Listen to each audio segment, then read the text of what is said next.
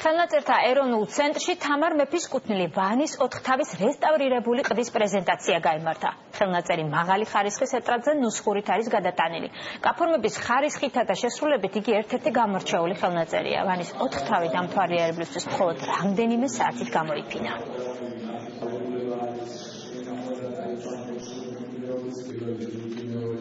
ეს არის ერთ-ერთი საუკეთესო ნიმუში ქართული ხელნაწერი წიგნის მხატვრობისა და მეორე ეს გახდა თამარ მეფის პირადი საკუთრება, მისი ხელნაწერი.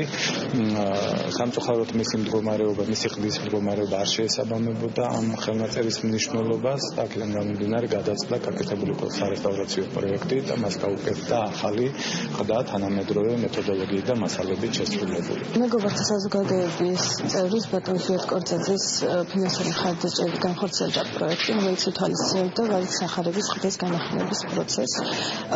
თვითონ ეს ყდის დამზადების პროცესი პროექტი განაგრძელდა დაახლოებით თვენახევარი დღის, სტაბილურ მდგომარეობაში ხელნაწერი და საფრთხეს აღარ წარმოადგენს მასე დღემდე მდგომარეობა.